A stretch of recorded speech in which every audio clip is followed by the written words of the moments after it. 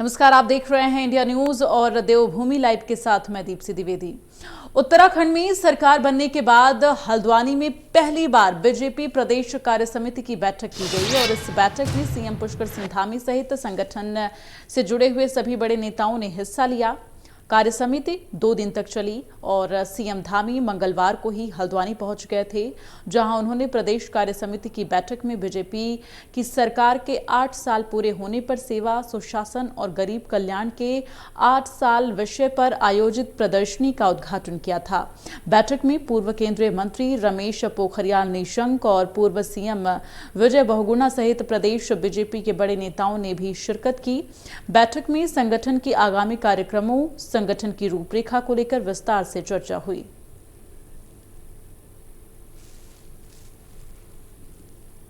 तो इन बैठक के बाद मदन कौशिक ने क्या कुछ कहा है वो आपको सुनाते हैं।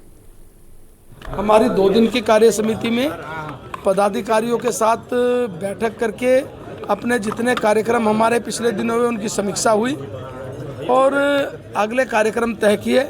आज कार्य समिति में 4 प्रस्ताव हम लोग लेकर आए, उन पर विस्तृत चर्चा हुई। हमने उत्तराखंड की जनता को हृदय से धन्यवाद दिया, जिसके आशीर्वाद से 2/3 बहुमत हमें मिला है। हमने मुख्यमंत्री की विधानसभा जिस प्रकार से जीती है, वहाँ की जनता को भी हमने बहुत धन्यवाद दिया है। हमने आने वाले समय के सारे कार्यक्रम अपने कार्यकर्ताओं को दिए हैं, जिसमें मंडल की 252 कार्य समिति हैं, 14 जिलों की कार्य समिति हैं, 9 जिलों का प्रशिक्षण है, हमारा प्रदेश का प्रशिक्षण है, विधायकों का प्रशिक्षण है।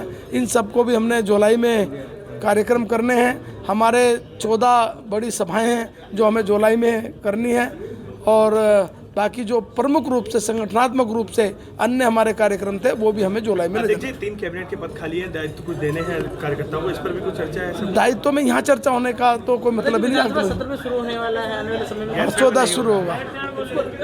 क्या है गैरसैंण में शुरू? गैरसैंण राज्य की ग्रीष्मकालीन राजधानी है, वहाँ की भावनाओं के अनुसार हमने उसको घोषित किया था। ये सारे भारतीय जनता पार्टी को जाता है। वो कही गए थे भाजपा तो स्टेडियम की बात करती ना, या की बात करती है बैठक में। अरे यार प्लीज चले।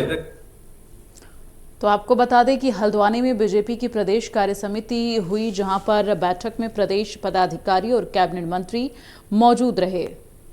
तो सीएम धामी समेत प्रदेश अध्यक्ष भी यहां पर मौजूद रहे। तो बैठक में आगामी कार्यक्रमों को लेकर यहां पर रणनीति तय की गई है।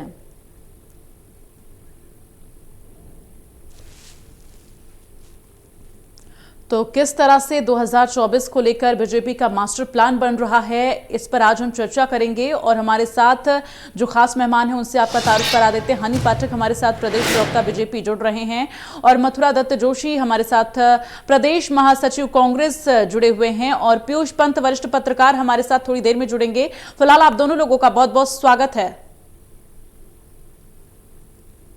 हनी पाठक, सबसे पहले आपका रुख करते हुए, चूंकि जिस तरह से बीजेपी लगातार मंथन कर रही है और ऐसे में माना यह जा रहा है कि 2024 का जो है मास्टर प्लान तैयार किया जा रहा है, फिलहाल ये जो बैठक हुई है यहाँ पर किस तरह से रणनीति आगे को लेकर तय की गई है, क्या कुछ इसको लेकर आप कहेंगी?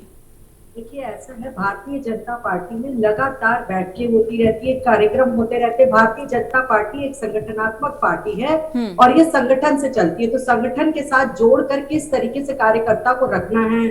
और ऐसा नहीं है कि सिर्फ कार्यकर्ताओं की ही कार्य समिति होती है। अगर आप इस समिति को देखें तो इसमें विधायक, सांसद सभी मौजूद रहे हैं, सभी ने प्रतिभाग किया है। आगे की रणनीति को देखते हुए, आगे की चीजों को देखते हुए अपने कार्यकर्ताओं से किस तरीके से योजनाओं को आगे घर घर तक पहुंचाना है, इसको लेकर ये बैठक कार्य समिति आयोजित की गई थी। और भारतीय जनता पार्टी में आप देखेंगे हमेशा संगठन से जुड़ी कार्य समिति और बैठ के ये सब चलती रहती है और लगातार ये सब भारतीय जनता पार्टी में होता रहता है। इसमें कोई बहुत नई और बड़ी बात नहीं है, क्योंकि भारतीय जनता पार्टी नहीं, नई और बड़ी बात नहीं है, लेकिन इस बैठक में जो कार्य समिति की बैठक हुई उसमें क्या कुछ रणनीति रही है, ये जानने का मकसद हमारा है। देखिए, ऐसा है कि रणनीति सिर्फ यही रही है, जैसे अभी आपने हमारे विधायक जी को सुना था, मदन कौशिक जी को, जो प्रदेश अध्यक्ष भी हैं, कि रणनीति ये बनाई गई है कि कार्यकर्ताओं को, सभी को सजग करके किस तरीके से केंद्र सरकार और राज्य सरकार की योजनाएं हैं उनको घर घर तक पहुंचाना है। और क्या क्या इसको आगे करना है। कोई भी योजनाओं से वंचित न रह पाए, लाभान्वित को भी देखना है, हर चीजों को देखना है। जो जिनके पास जो लाभार्थी नहीं रहे हैं उन तक लाभ कैसे पहुंचाना है, हर कार्यकर्ता को ये जिम्मेदारी देने के लिए और आगे बढ़ाने के लिए इस तरीके की कार्य समिति का आयोजन किया गया था। ठीक है, मथुरा दत्त जोशी जी, आपको क्या लगता है कि जो तमाम योजनाएं सरकार की तरफ से चलाई जा रही हैं वो जमीनी स्तर पर सफल हो पा रही हैं या नहीं? देखिए, सरकार को चुनाव लड़ने से या अपनी कार्य समिति करने से तो सब कोई जन कल्याणकारी योजनाएं लगातार में उत्पन्न है।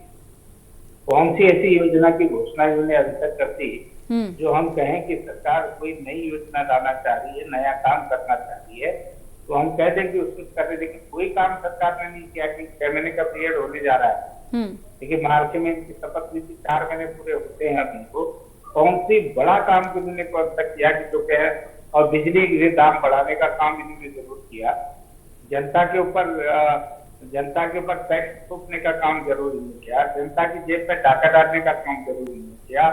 जनता को परेशान करने के लिए नया कार्यक्रम चला दिया कि राशन कार्ड आप जमा करिए, गरीब और आम जनता को राशन कार्ड जमा करने का काम जरूर दिया। जो 5 किलो गेहूं मिल रहे थे वो भी बंद कर दिए कि ये काम सरकार ने जरूर किया। कि चीनी और बिजली तेल तो पहले ही बंद कर दिया था। तो कहाँ कोई अच्छा काम सरकार करे, निश्चित रूप से उसका समर्थन भी होगा, उनको सहयोग भी दिया जाएगा, उनके लिए कहा जाएगा कि हाँ काम करते हैं, अच्छी बात। ठीक है, आपकी बातों का जवाब देना चाह रही है हनी पाठक जी, उनका रुख करेंगे। देखिए, पलायन आज कार्य समिति हो रही है, 1 सेकंड लूंगा आपका। आज कार्य समिति हो रही है भारतीय जनता पार्टी। 100 से अधिक लोग तीर्थ यात्रा वाले मार्ग में काल कल्पित हो गए हैं, डेथ हो गई है, लोग की मर गए हैं लोग। कोई दवाइयों के मेडिकल सुविधा के अभाव में मरा, तो कोई एक्सीडेंट में मर रहा है, दुर्घटनाएं ग्रसित हो रही है। क्या भारतीय जनता पार्टी ने इतनी कोई इतनी भी नैतिकता नहीं है कि उनके मरने पर कोई शोक प्रस्ताव पारित कर दे, उनकी मृत आत्माओं की शांति के लिए प्रार्थना करते हैं, या उनके परिवार के प्रति कोई संवेदना व्यक्त करते हैं? जो पार्टी इतना काम न कर सकती हो वो क्या जन कल्याण का काम करेगी? ये आप खुद समझ सकते हैं। आप तो विद्वान एंकर है, आप तो हम जैसे लोगों को बिल्कुल सुने दीजिए। दीप्ति जी, आप जैसे लोगों को आप लोग हैंडल करती है, चलाती हैं, तो आप बताइए कौन सा इसमें पलायन पर कोई चर्चा इस सरकार ने की? अभी कह रहे गैरसैंण भावनाओं के अनुसार हमने ग्रीष्मकालीन राजधानी बना दी है। बताइए, वहां पर एक ईंट नहीं लगाई, कितना भी काम हुआ हरीश रावत के कार्यकाल में हुआ। गैरसैंण के प्रति सरकार का जो रवैया रहा वो आंदोलनकारियों की भावनाओं पर कराघात है, उसमें कोई काम नहीं किया।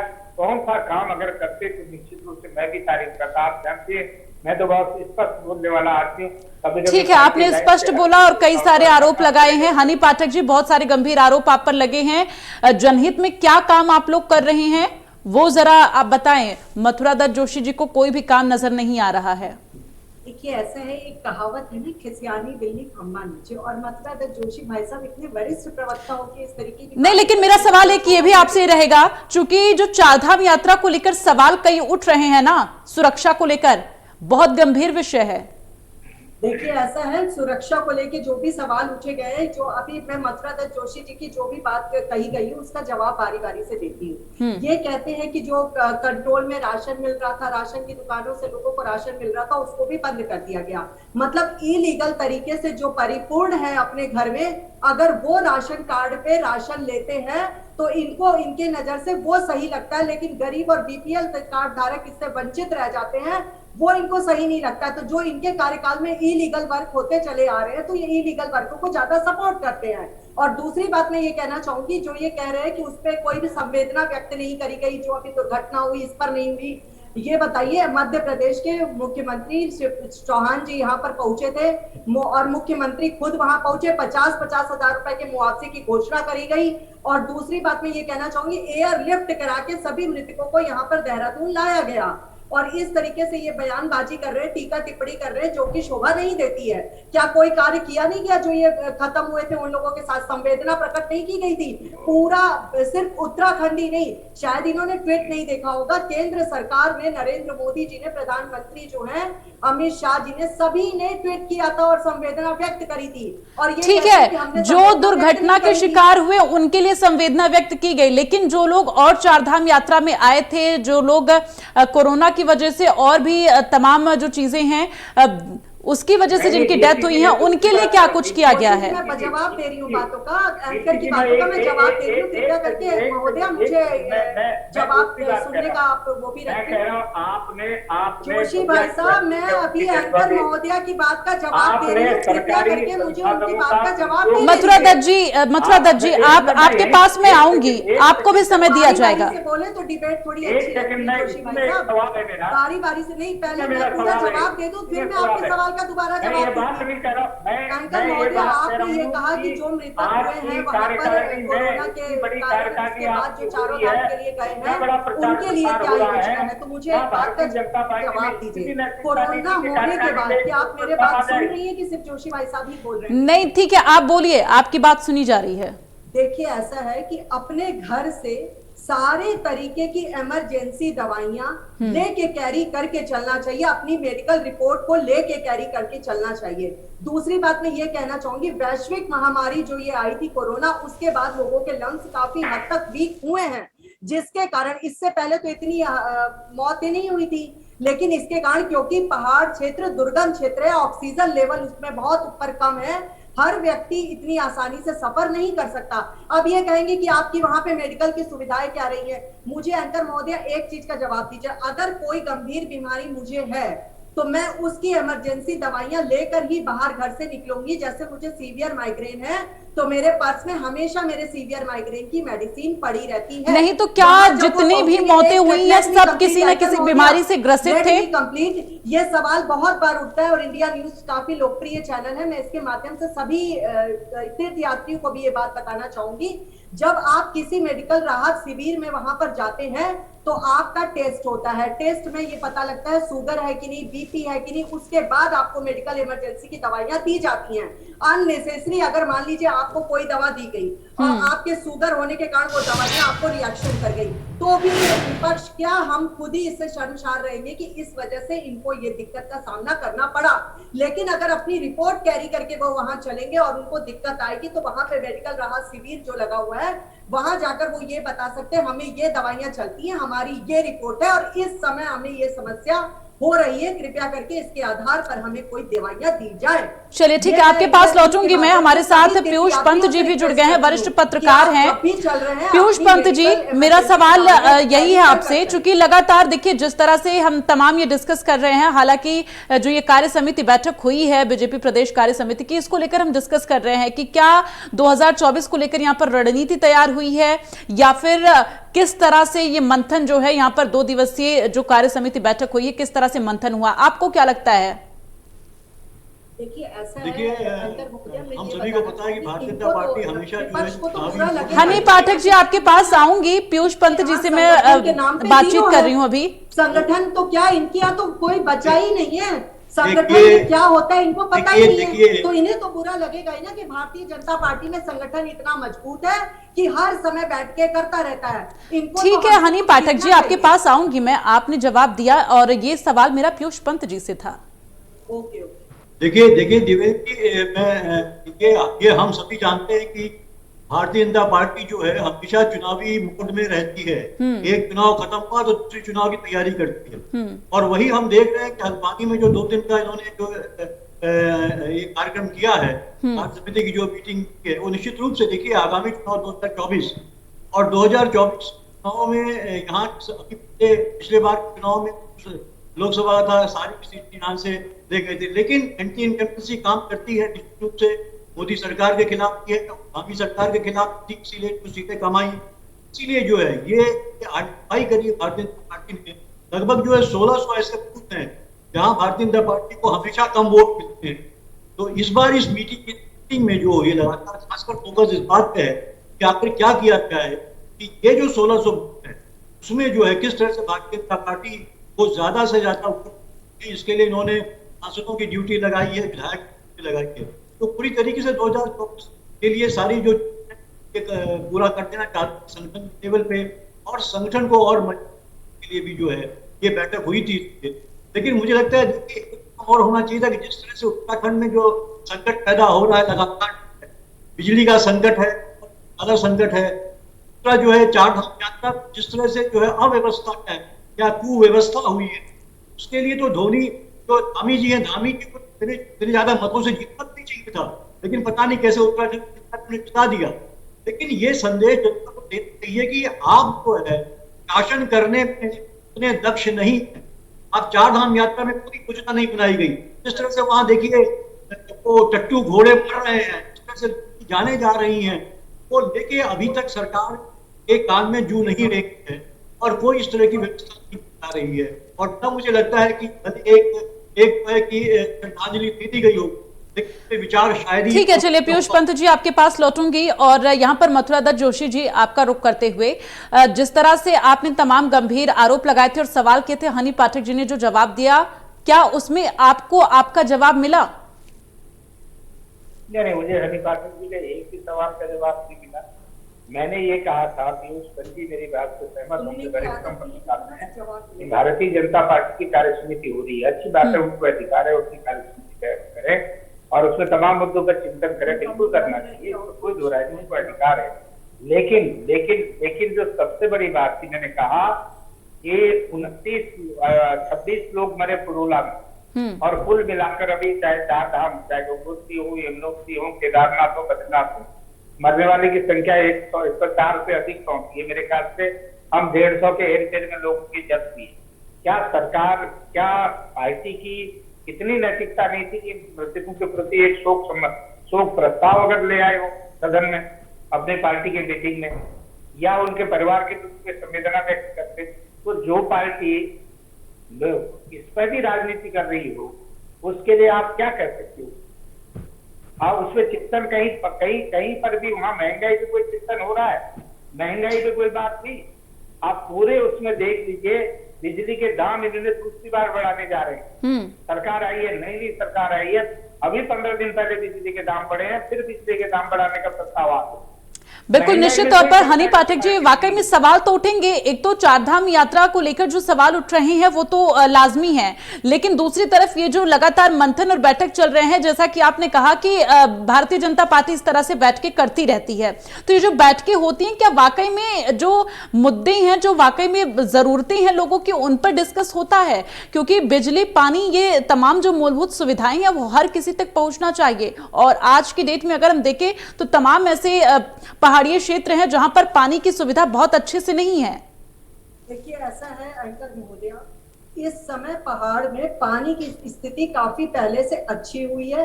हर घर जल का जो हम लोगों का नारा था, उसके तहत पानी की सुविधा अच्छी हुई है। और चलिए, मैं एक आम आदमी की तरह से आपसे बात करती हूँ। पिथौरागढ़ की तरफ मेरा गांव पड़ता है, जहाँ पे 3 तल्ले में मुझे उतर के ऐसे बहु नीचे पानी हैंडपंप से लेके आना पड़ता था।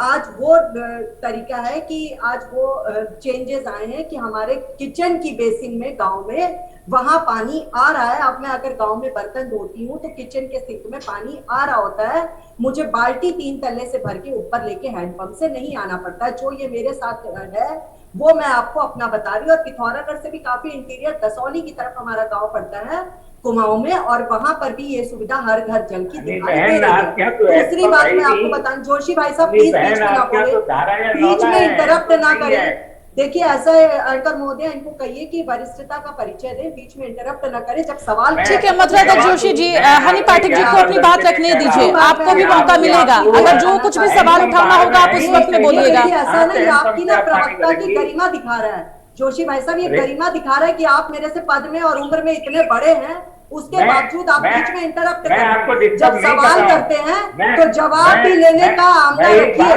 थोड़ा धैर्य रखिए, अपनी इनकमिंग को खुला रखिए, आउटगोइंग को थोड़ी देर के लिए बंद कर दीजिए। पता नहीं आपने टैग कैसा डाला रखा है जिसमें आउटगोइंग ही चलती रहती है। चलिए ठीक है हनी पाठक जी, आप जल्दी से अपना बात रखिए, चूंकि मेरे पास वक्त की कमी है।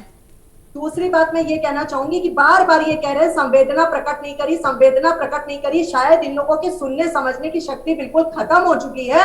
इनको ये नहीं पता है कि अभी मैंने आपको चैनल के माध्यम से यही बताया कि संवेदना प्रकट की गई थी, और आज भी जब कार्य समिति को शुरू किया गया तो उनके परिवार के लिए शोक संवेदना व्यक्त की गई है। उसके बाद कार्य समिति का आयोजन किया लेकिन गया। महंगाई के मुद्दे पर किस तरह से डिस्कस किया जा रहा है, जो बैठकें चल रही हैं? हर साल बिजली को रिव्यू किया जाता है। क्या हरीश रावत जी की जब सरकार थी, क्योंकि कांग्रेस की तो रही नहीं, अब हरीश रावत जी ही कहा जाता है, तो जब उनकी सरकार थी तो हर साल क्या बिजली को रिव्यू नहीं किया जाता था? इतने वरिष्ठ हैं आप पार्टी में और आपको क्या इसकी जानकारी नहीं है?